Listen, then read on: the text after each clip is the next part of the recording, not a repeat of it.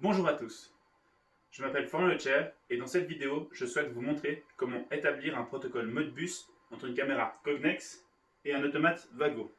Je vais vous montrer mon installation maintenant. Pour mon installation, j'ai placé la caméra Cognex en haut.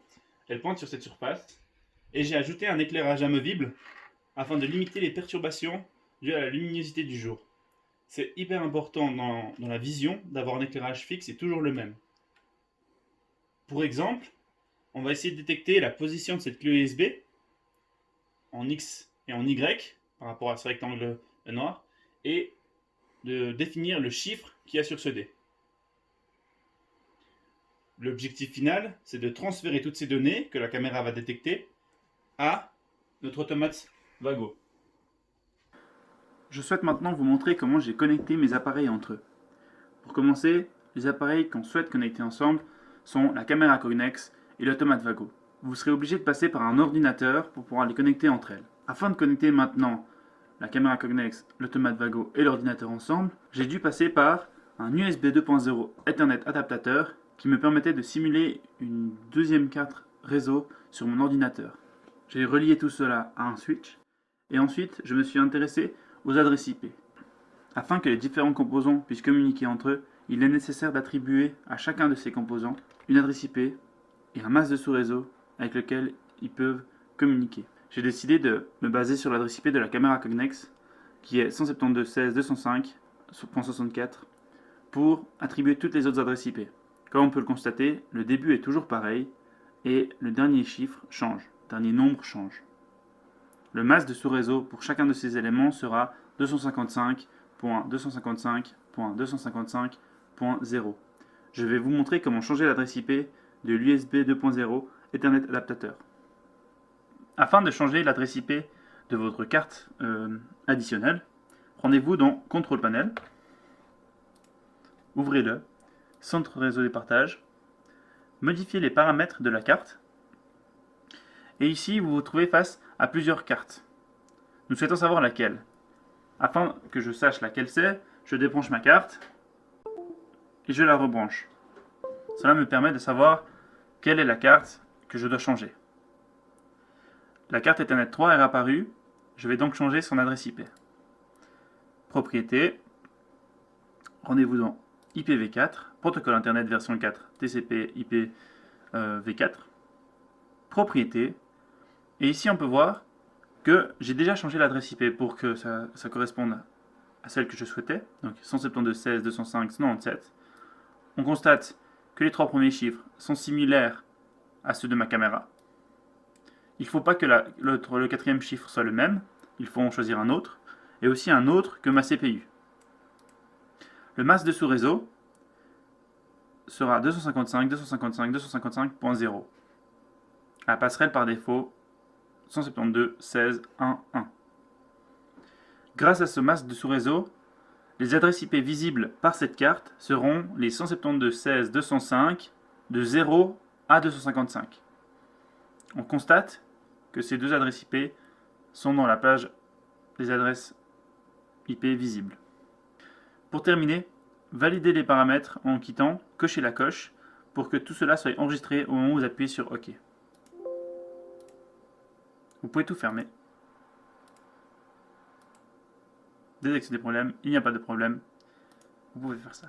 Maintenant, afin de contrôler si notre ordinateur voit notre caméra, vous pouvez aller dans CMD, vous ouvrez l'invite de commande et vous tapez la commande ping suivi de l'adresse IP de votre caméra. 172.16.205.64. Vous attendez et là on voit qu'il y a des réponses, c'est-à-dire que notre ordinateur est connecté avec notre caméra. Vous pouvez effectuer la même opération pour la CPU. Ensuite, rendez-vous dans Insight Explorer 5.8.1. C'est le logiciel qu'il faut utiliser quand vous avez une caméra Cognex. Une fois ouvert, le logiciel va sûrement vous afficher cette fenêtre. Si cette fenêtre s'affiche, c'est qu'il n'y a aucun périphérique raccordé. Pour ajouter une caméra, allez dans Système, Tableau des hôtes dans Explorer, Ajouter, notez un nom d'hôte, D1912 par exemple, c'est mon numéro à moi. Et pour l'adresse IP, notez l'adresse IP de votre caméra. 172.16.205.64 pour nous. Notre caméra est une caméra 7000. Ajouter. On voit que dans le réseau Insight, elle s'est rajoutée. Après avoir double-cliqué sur votre caméra, soit vous aurez une image noire, et si c'est le cas, il faudra tout d'abord configurer votre image pour obtenir une belle image, en augmentant la luminosité par exemple, ou en augmentant le contraste, à vous de voir les réglages qu'il faut. Soit vous aurez votre ancien projet qui va s'ouvrir. Dans mon cas, j'ai mon ancien projet qui s'est ouvert. On peut constater sur le côté droite les outils que j'ai utilisés, et sur le côté gauche, les différents onglets avec lesquels nous pouvons travailler. Les onglets les plus importants sont configurer image afin d'obtenir une image claire, localiser pièce et inspecter pièce pour ajouter les outils qui sont sur la droite et communication. Pour la partie configurer image, localiser pièce et inspecter pièce, je vous invite à lire mon dossier que je mettrai en annexe de cette vidéo. Maintenant, nous souhaitons transférer via Modbus la distance X, 88 mm, la distance Y, 40 mm, ainsi que le nombre sur le D, bloc 1, 4. Rendez-vous dans l'onglet Communication et ajoutez un périphérique. Cliquez sur Autre et ajoutez Serveur Modbus TCP. Le serveur Modbus TCP va être créé et il y aura deux onglets principaux, Formater les données d'entrée et Formater les données de sortie. Pour commencer, nous allons formater les données de sortie. Cliquez sur Ajouter. Sélectionnez les valeurs que vous souhaitez transférer. Je vais ajouter la distance X,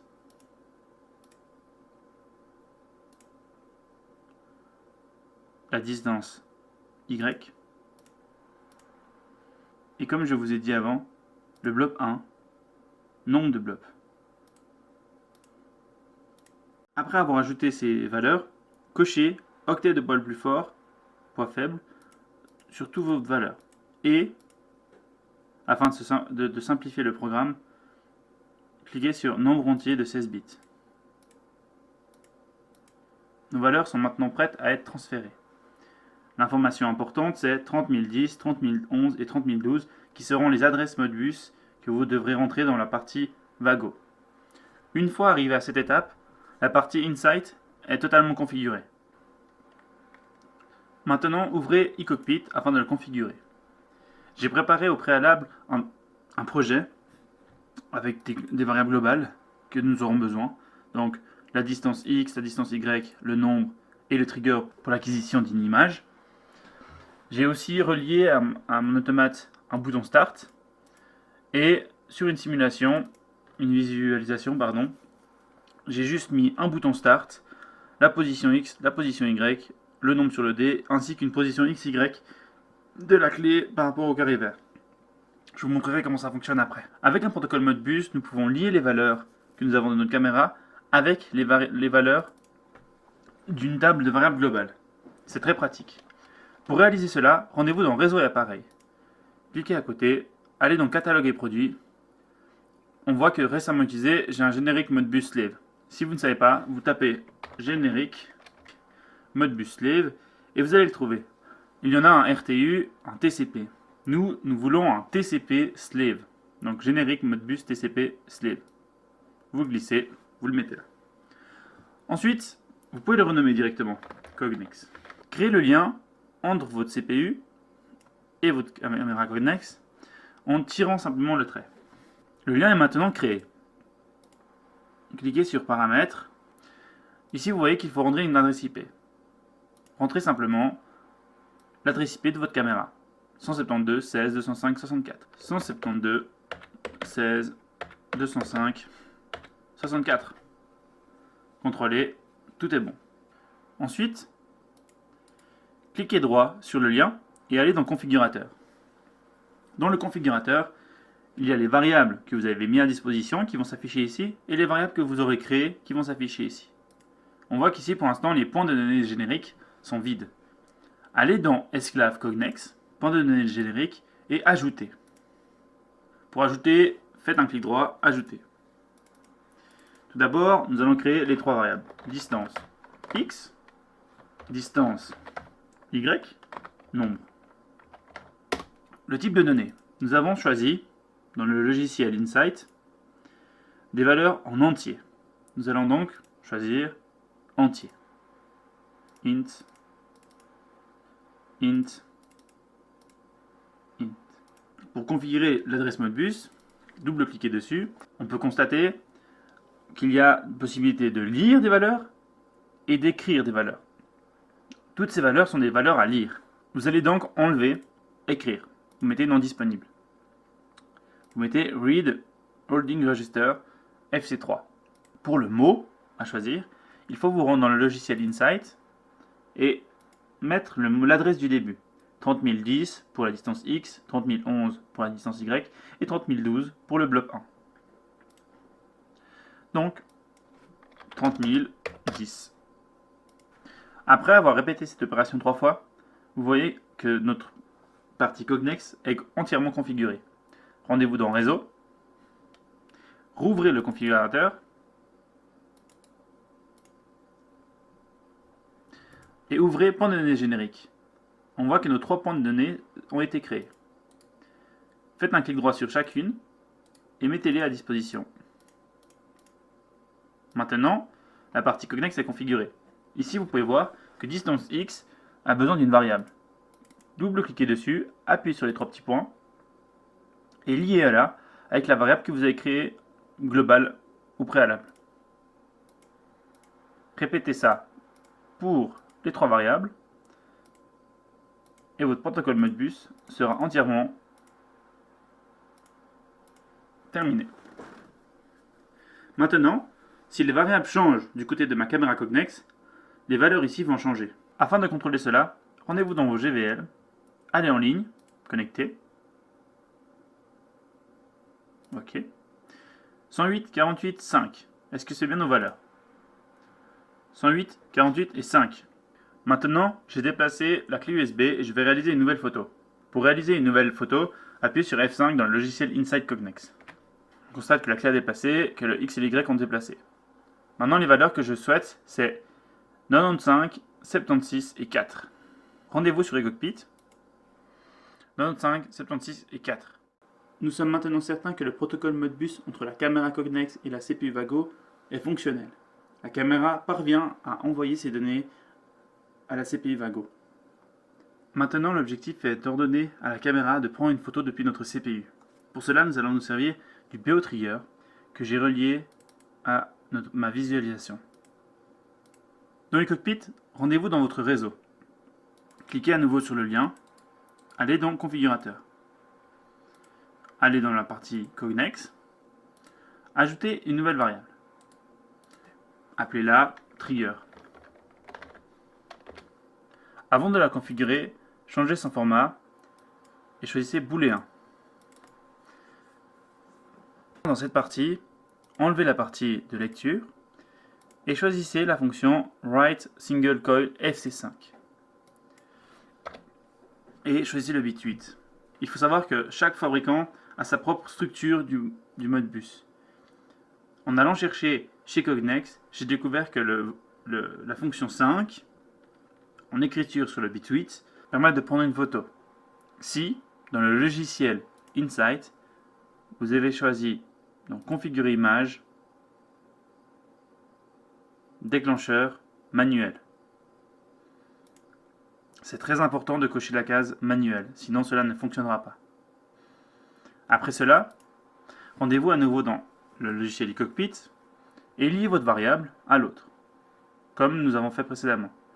Configurateur Modbus et mettez à disposition votre trigger. Liez-la à votre trigger et le lien est maintenant fait. Il ne nous reste plus qu'à tester si notre programme est fonctionnel. Pour cela, allez en ligne. Rendez-vous dans votre visualisation si vous en avez fait une ou sur votre booléen que vous pouvez tester. Démarrez votre CPU. Allez, pour moi, dans la visualisation. On voit ça ici. Je le mets de ce côté. Nous voyons les valeurs 95, 76 qui correspondent ici et 4. Si je réalise une nouvelle photo, les valeurs ont changé, 98, 28 et 4. 98, 28 et 4. Le protocole est donc fonctionnel. Ce tutoriel touche à sa fin.